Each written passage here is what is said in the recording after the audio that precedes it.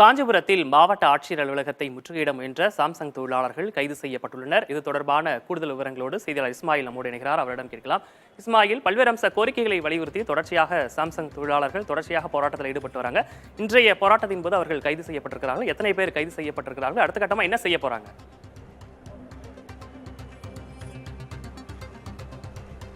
விக்னேஷ், காஞ்சிபுரம் மாவட்டம் சுங்குவாசத்திரம் பகுதியில் செயல்பட்டு வரக்கூடியது தான் இந்த சாம்சங் தொழிற்சாலை. இந்த சாம்சங் தொழிற்சாலை பணிபுரியக்கூடிய 104 நபர்கள் காஞ்சிபுரம் அருகே இருக்கக்கூடிய பகுதியில் கைது செய்து தனியார் திருமண மண்டபத்தில் அடைத்து வைக்கப்பட்டிருக்காங்க.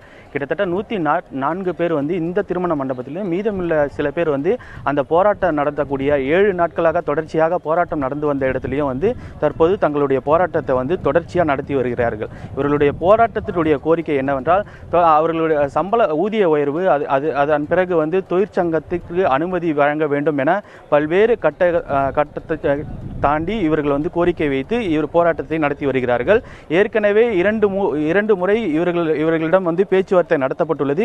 பேச்சுவார்த்தையின் உடன்பாடு எட்டாததால் இன்று மாவட்ட ஆட்சியர் அலுவலகத்தை நோக்கி பேரணியாக புறப்பட வந்த 104 நபர்களை போலீசார் கைது செய்து தனியார் திருமண மண்டபத்தில் அடைத்து வைக்கப்பட்டிருக்கிறார்கள். விக்னேஷ், இஸ்மாயில், 104 பேர் தற்போது கைது செய்யப்பட்டு தனியார் திருமண மண்டபத்தில் வைத்திருக்கிறார்கள். ஏற்கனவே 2 முறை பேச்சுவார்த்தை நடந்தது தோல்வியில் முடிவுற்றது. 3ஆம் கட்ட பேச்சுவார்த்தை நடத்தப்படுவதற்கான வாய்ப்புகள் இருக்கா? எப்போ நடக்கும் அது?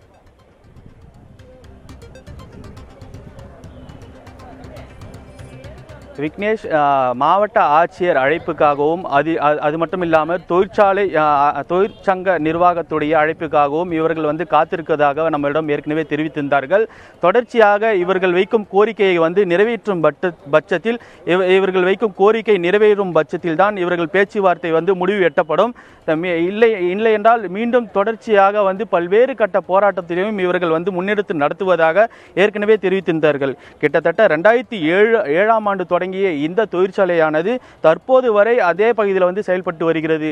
கிட்டத்தட்ட 1500க்கும் மேற்பட்ட அந்த தொழிற்சாலையில் பணிபுரிந்து வருகிறார்கள். இப்போது அந்த தொழிற்சாலையில் தொழிற்சங்கத்துக்கு அங்கீகாரம் வேண்டியும் ஊதிய உயர்வு வேண்டியும் தான் தற்போது போராட்டமானது முன்னெடுத்து நடத்தி வருகிறார்கள். விக்னேஷ், மாவட்ட ஆட்சியர் அலுவலகத்தை முற்றுகையிட முயன்ற சாம்சங் தொழிலாளர்கள் கைது செய்யப்பட்டிருக்கிறார்கள். அது தொடர்பான விவரங்களை வழங்கியமைக்காக நன்றி இஸ்மாயில்.